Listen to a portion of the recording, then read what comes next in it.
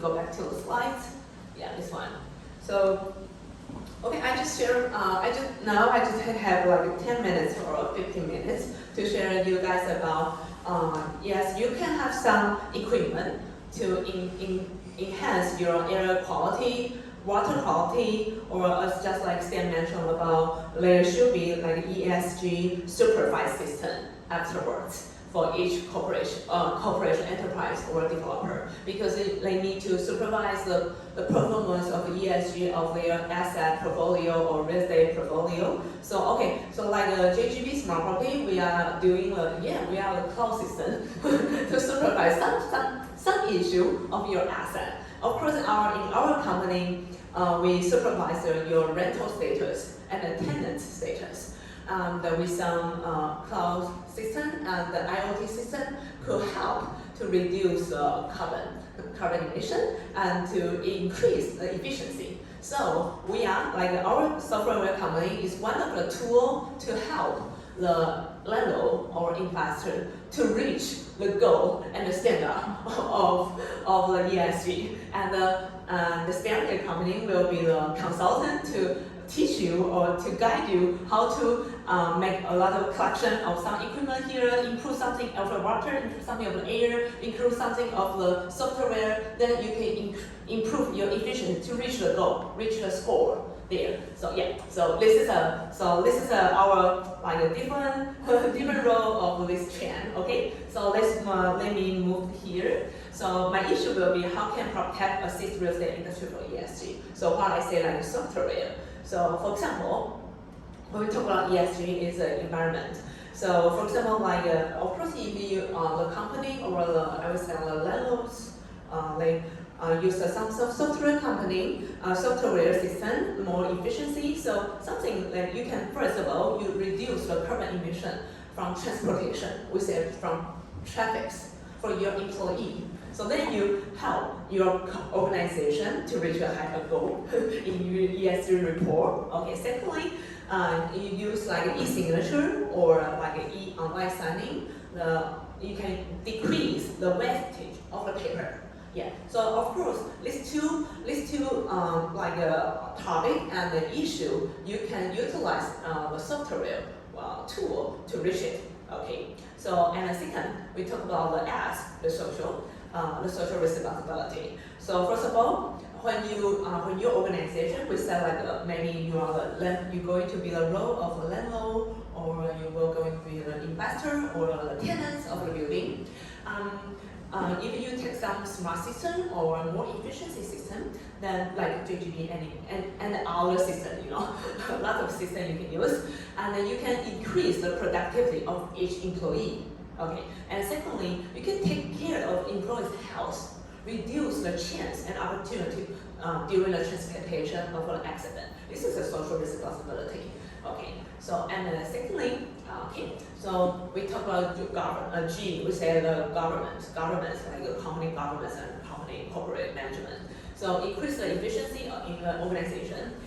They help the C-level to make decision and comply with the ESG. That's what like Stan mentioned about maybe in the afterwards, in the coming 5 years, they definitely will have like ESG supervised system. We say the system to supervise everything, help the C-level like a decision maker to help them make a decision to comply, align with the ESG guidance. Yeah. Of course, sometimes when you use the software, you have a dashboard to supervise everything, which means you can have a faster data to access your data. The integration and the reporting could generate the report automatically, which also means that you reduce the workload of your employee. Okay, so which you also got a score for social responsibility. Okay, so this is when you utilize a system or utilize a new technology. Sometimes you might adapt some IoT devices to supervise all the building. Then you can reach this kind of goal. Okay, so let's moving forward. Yeah. So we said, choose the right digital transformation tool to get together to reach and close to your ESG reports. Yeah. Okay, so of course, we as a JGB Smart Property, we are also one of the WELL partner, and we're selling WELL Cornerstone member, because we are also play the role for all of the, like investor or individual owners, homeowners, or landlords. We are the system to help you to get a higher score. Yes, so this is our role in WELL certificate, or we say in WELL member. So in WELL, there are plenty, in WELL certificate or WELL member, there are plenty of the tool. We just one of it. There are maybe thousands of tools around the world. So each city or each country, you can adapt different equipment, facilities, tools, solution like JGB, but you can consult them. They're coming, they have more idea what's the solution of each market. Yeah. So for example, in JGB, like it's just a way to calculate how you calculate carbon emission. For example, when you utilize the JGB system, rental property management system, then you can reduce your clients and reduce your employee the traffic time per case, and minus 1.5 hours. So it's per case. Okay, so which means you save their time and then you save their traffic transportation. And secondly, for example, because in JGB system, we help them to have the online e-list storage and online e-list signature, which means like, for example, we give everybody an idea. In Taiwan, the market for residential market, for the government role, and their goal is to achieve 200,000 units social housing within 8 years. Yeah, which means by construction and also by their policy to increase the social housing on the market within 8 years is 200,000 units. So in this case, 200,000 units, the leasing apartment, social housing apartment, the lease contract, they need to sign a lease contract every year, and renew it or sign a new tenants, find a new tenants. So which means like there's around 30 million pages of A4 paper, 30 million per year with a lease contract, So it's around, okay, we talk about football field again, okay. It's around every year, we spend 292 football course field for the paper per year.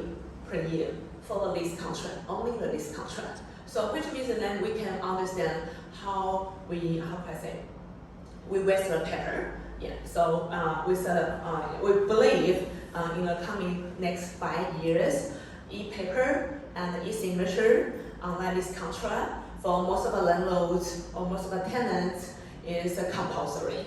Yeah, no matter, because everybody needs to reach the goal, so this will be the compulsion, no matter it's a private sector or government sector. Yeah. Okay, so to give you guys an idea about what's, for example, like JGB system, what we provide, and we just with the measurement over there, and what's the tool in practice help the investor or owner to reduce their carbon emission and reduce the traffic. Yeah. Okay. So for example, the e-lease contract, we have the e-lease management and with the e-signature, and legal compliance with the EU regulation. And when of course, each landlord, no matter you are residential property or commercial property, you also need a handover and inspection. There's also a lot of paper.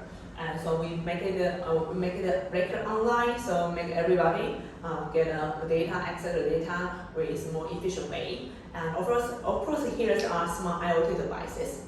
One of the sample will be like a smart meter, electricity meters or water meters. Then you can supervise the electricity waste of the whole building. Yes, no matter electricity or water or gas. So everybody can have a dashboard. That's where to supervise it. And this is also the smart lock.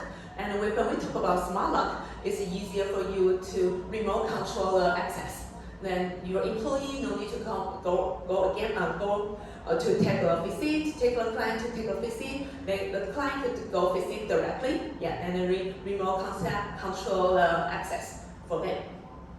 And this is a smart meters, and then everybody supervise the meter remotely or and anytime, like 24 hours.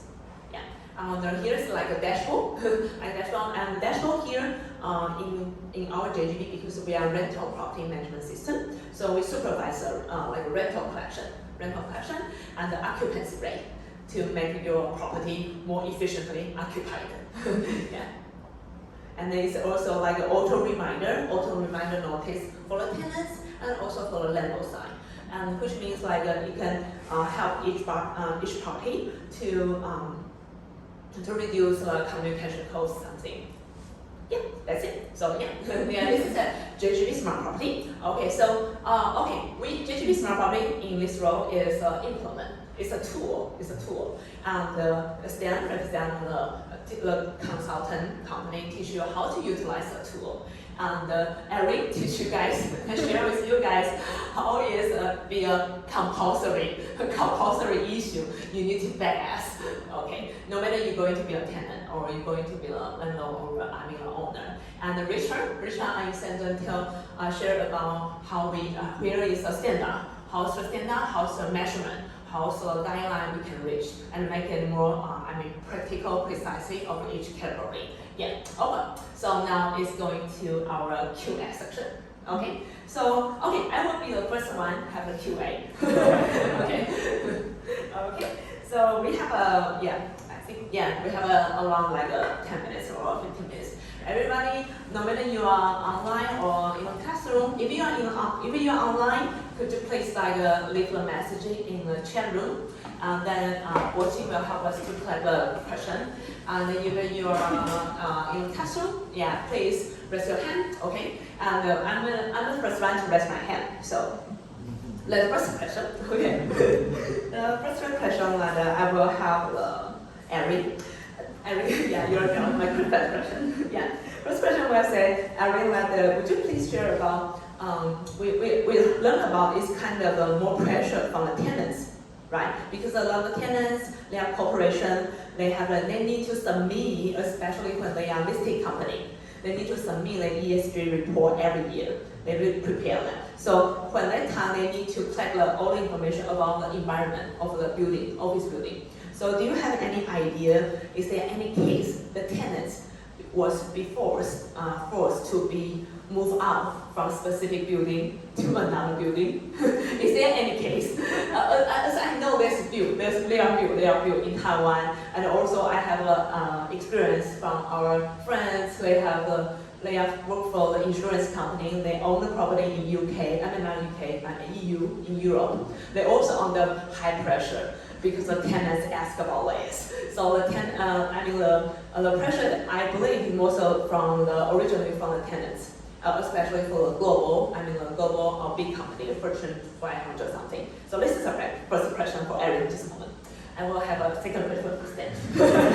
I have you to get some prepared. Okay, so for the Stan, can you give our students or audience an idea about the cost?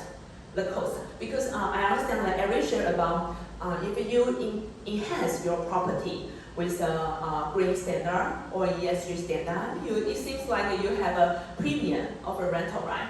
Okay, so as a landlord, we always calculate, okay, we got premium, how much it costs we spend, okay?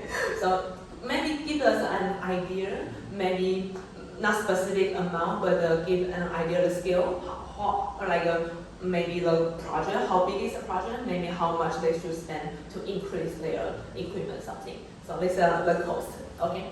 So of course I have another question for Richard.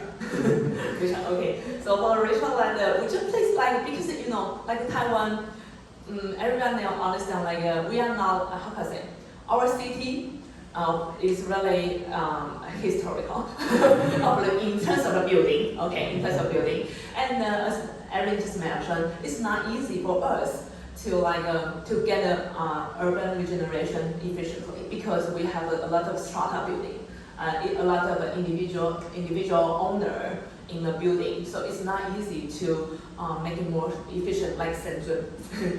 Shenzhen can make it more efficiently. So do you have any suggestions about for the Taipei or Taiwan? So because it's a physically regulation and situation, how we can do something to improve or enhance our building based on this limitation. Yeah, maybe you can have some share us about your experience in other cities. Okay, Richard, later. Okay, so first of all question, okay, let's go back to Erin. Okay, thank you for this. This is a very good question. If any tenants, they are being forced to upgrade to another office building, they have a green certificate.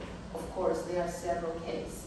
Like I remember in this year, especially some international technology company, they have a very ambitious goal for the net zero, like Apple, Microsoft, Google, and for those international financial companies. Like I remember this year, like for Morgan Stanley and HSBC, they relocate their office building from an old Grade A office building in Taipei City and upgrade to another, move to Taipei 101.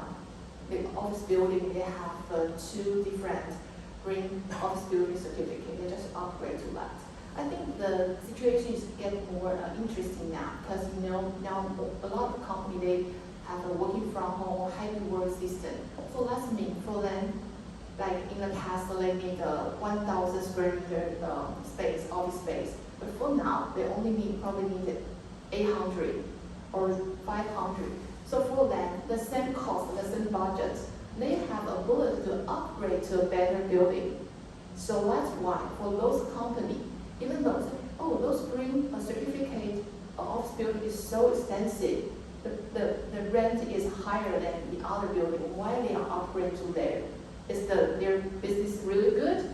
Is the economy is really good? No, because the change of the working system and the regulation, all these factors mixed together to make those green office buildings more attractive for this cooperation. Yeah.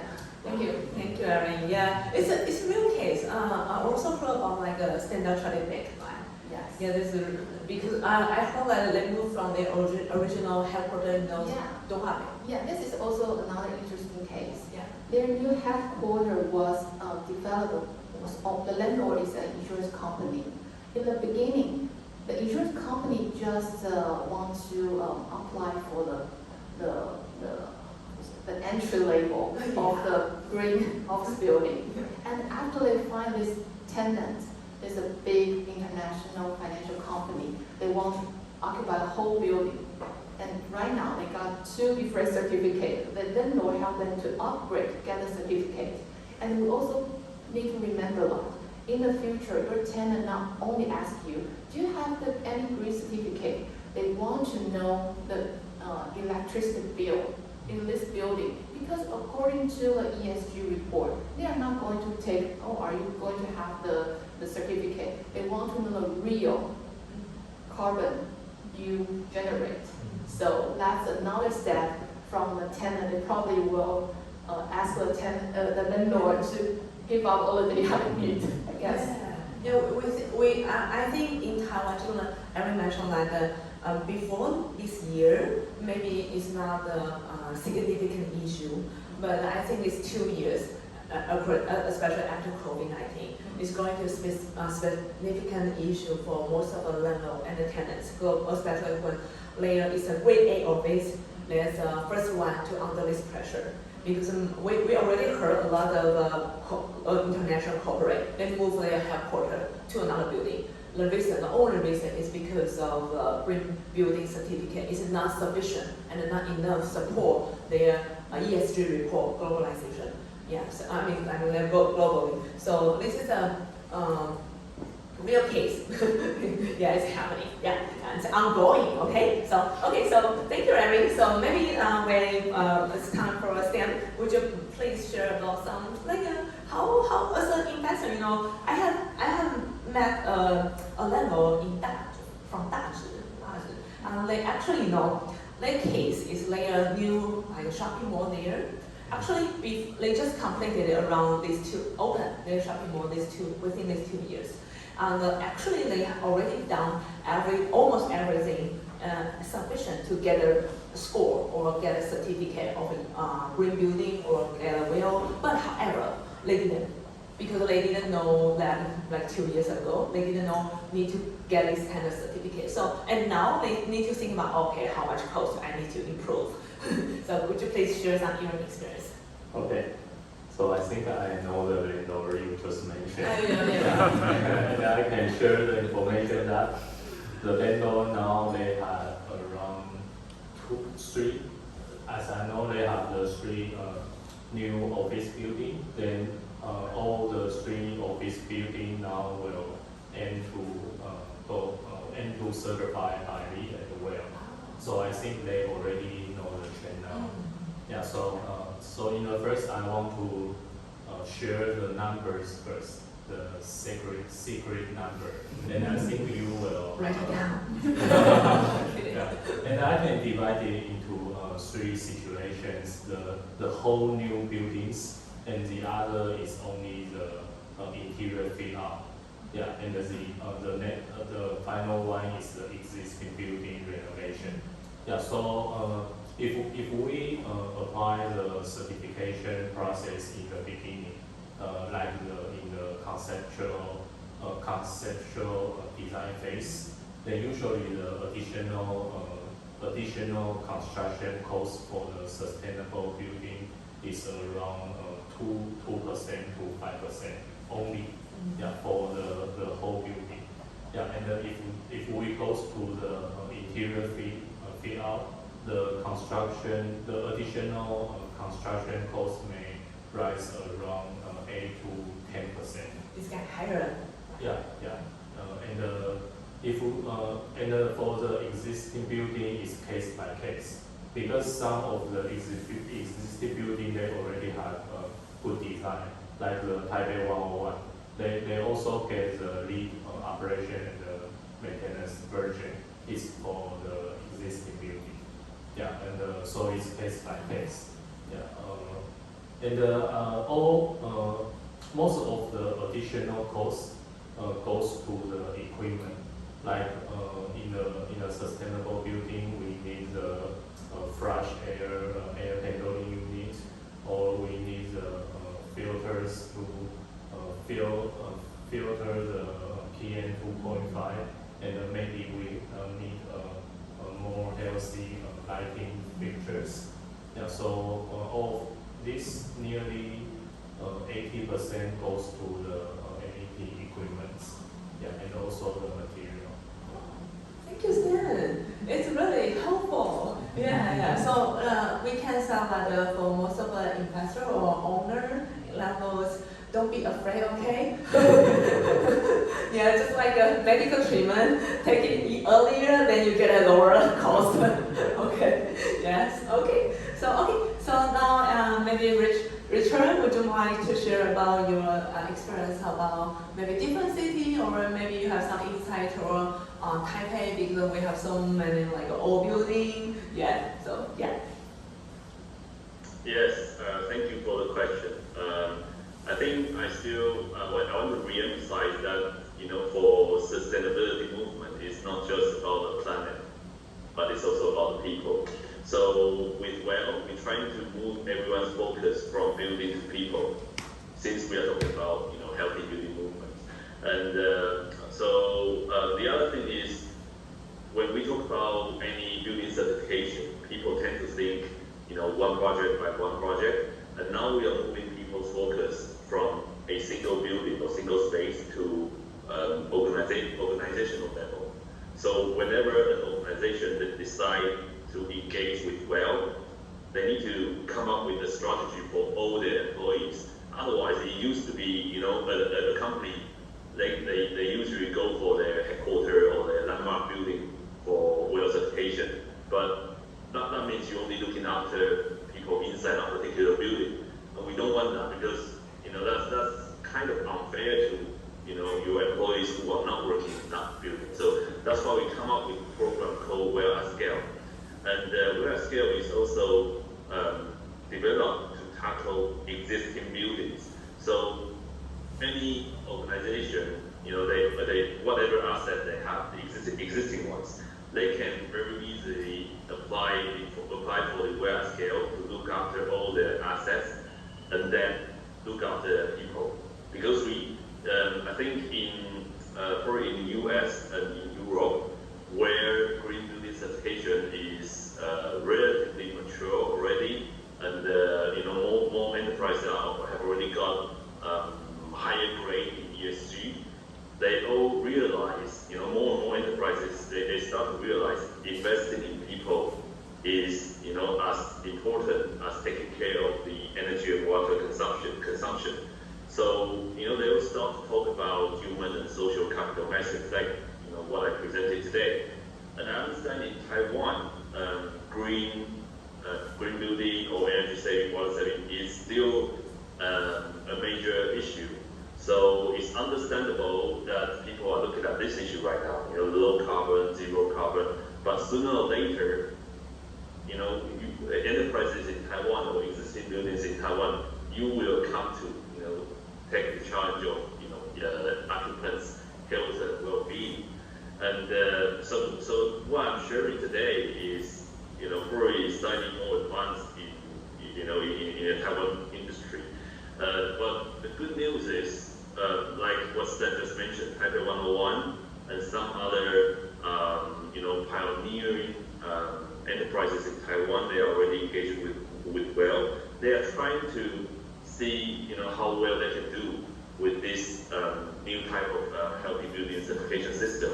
And also they also want to showcase that, they are looking after the people, and they also want to demonstrate their leadership in this healthy building movement. So, and I think, the most important thing is not getting the certification.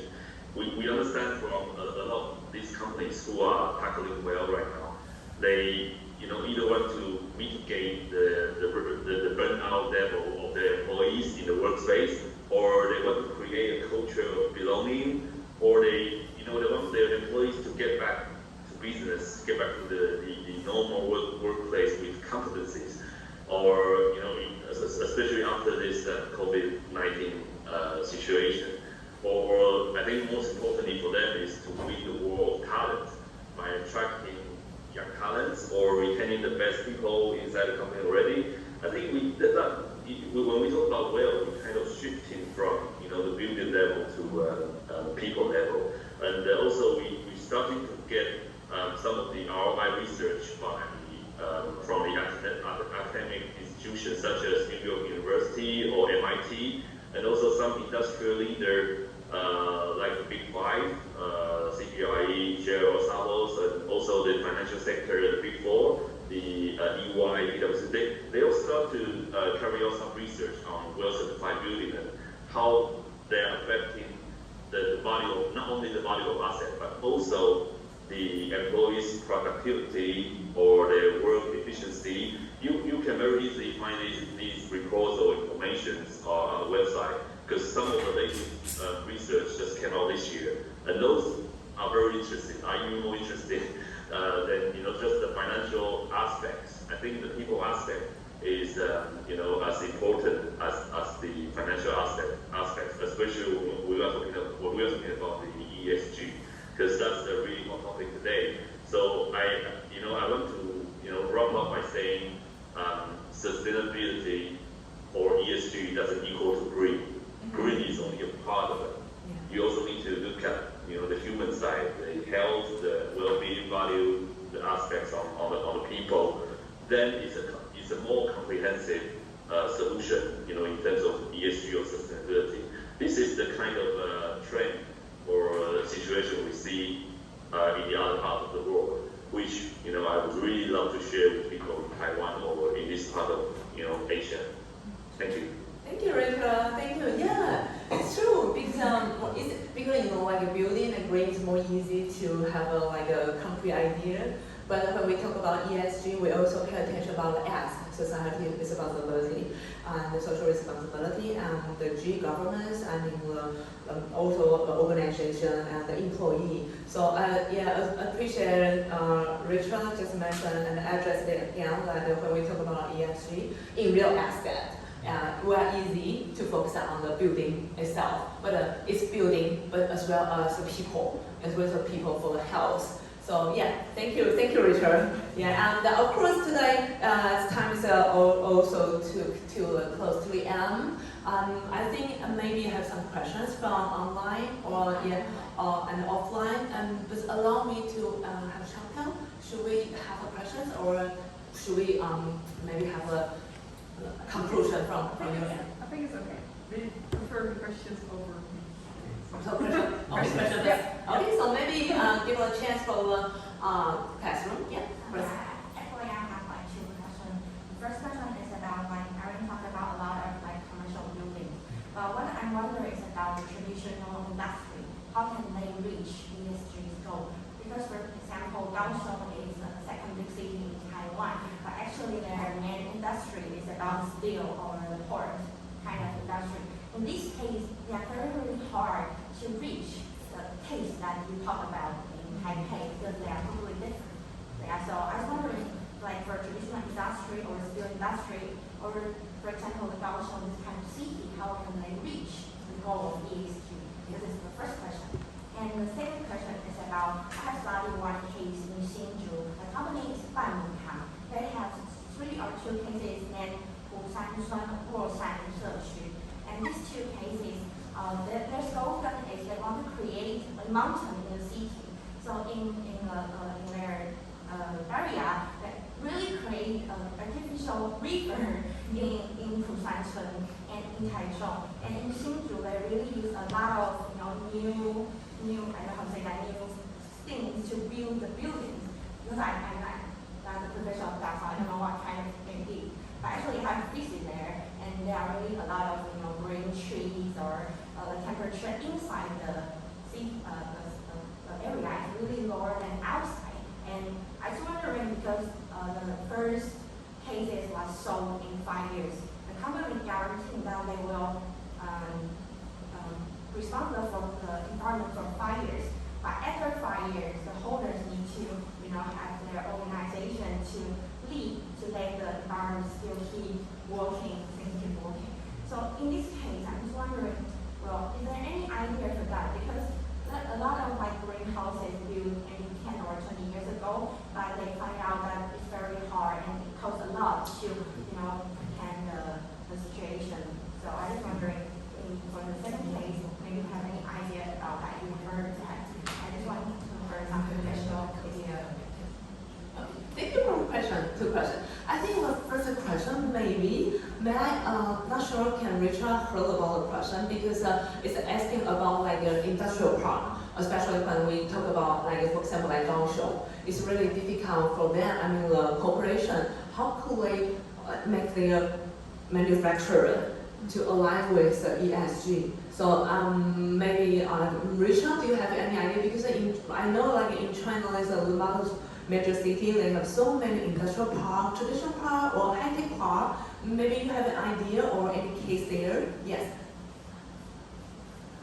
Yes, because I think when the audience was asking the question, it's breaking up a little bit, so I'm relying on what I've heard from Joanna to answer this question. So you're talking about the industrial sector, right? Yes. Okay, right. We are starting to see more and more cases taking the challenge of ESG from the industrial sectors.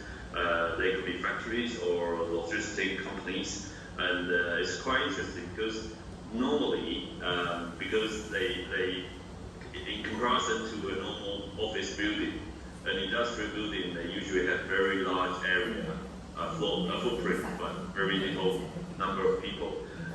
So they usually go for green certification rather than WELL certification. But in order to satisfy the they do need to, come up with some strategies to showcase how they are taking care of their employees or their supply chains.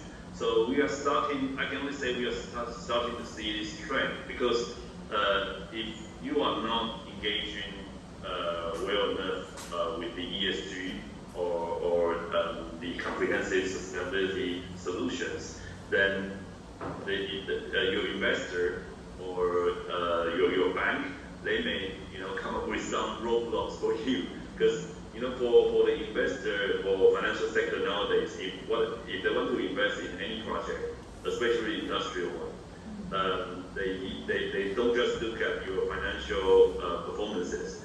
They also need to look at your non-financial performance, which is ESG.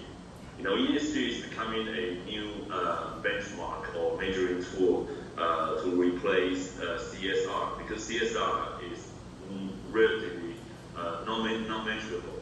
So when this is the case, for industrial companies, they need to reassess how they can come up with the better performance in their ESG. And when this is happening, they need to take it serious to look at the green and well strategies. So even for, I know you mentioned about Kaohsiung. I think that would be the next big challenge for any companies, industrial ones, in Kaohsiung. We already see industrial companies in mainland China, like in Kunshan or in Dongguan. They already need to take on these challenges, especially when when ESG is becoming a compulsory requirement by the government. And I think Taiwan government is also making a compulsory or mandatory rule for ESG for companies in Taiwan. So that will be the next challenge. So in brief, companies nowadays or enterprises nowadays, you cannot just look at the financial return. You have to look at how you are contributing back to the planet or how you are contributing back to the society. If not, you may face some financial difficulties. So that's the answer for the industrial companies in Kaohsiung. I hope that satisfies your question. Thank you, Richard. Yeah, I believe industrial land is really challenging because some part of it is by the regulation from their local government or their central government.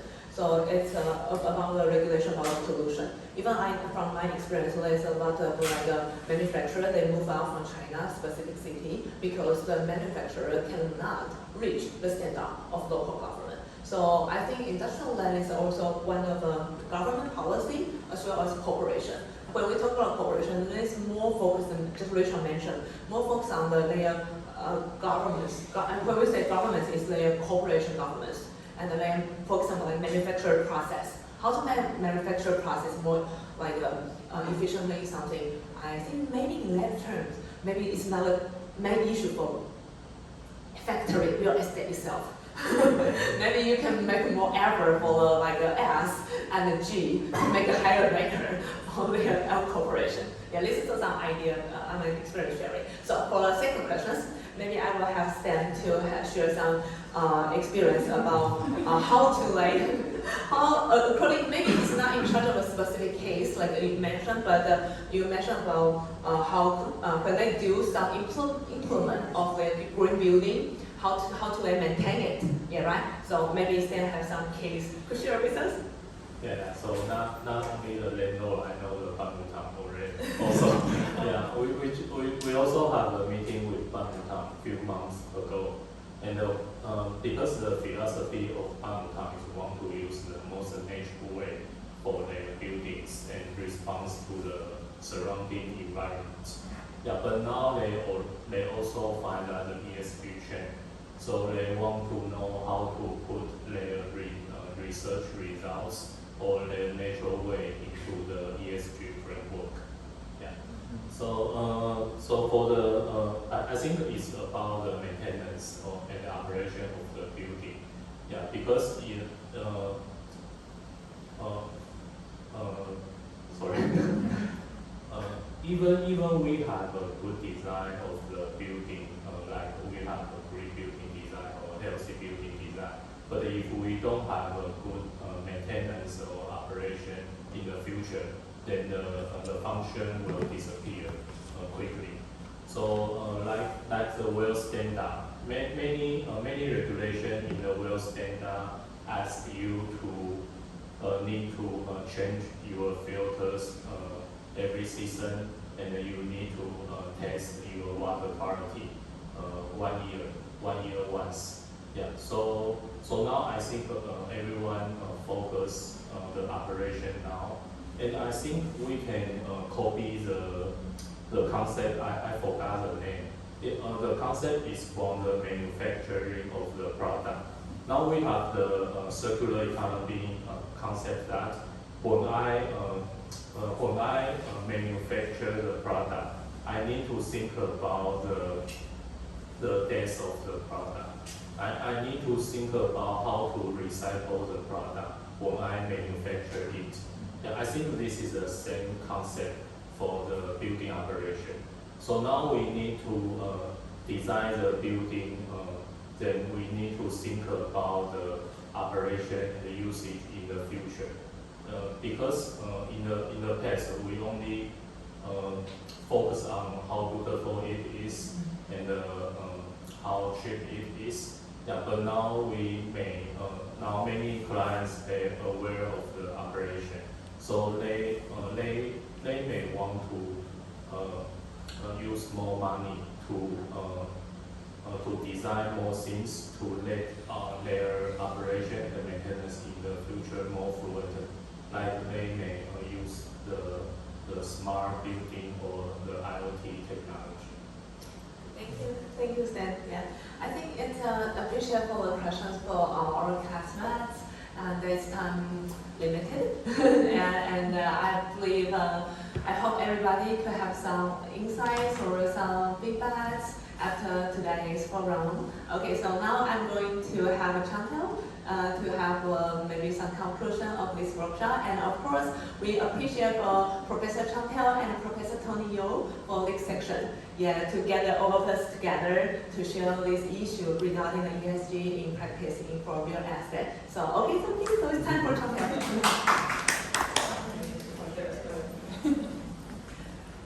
Yes, I would like to thank all our guests today for these insights that we got about ESG and how to make the built environment and real estate more, not only green, but Richard really said that we have to think about from the people side first. Refreshing views, I think the students that join the workshop can really try to implement all these new things that they heard today in their case studies. They will work on it next week, and then in the 5th week they will have presentations, so maybe we will share it with you afterwards as well, as you're interested. So for today, I would say thank you to everyone that joined online and in the 2 classrooms that we have here at NTPU, and especially our guests, thank you so much for coming today.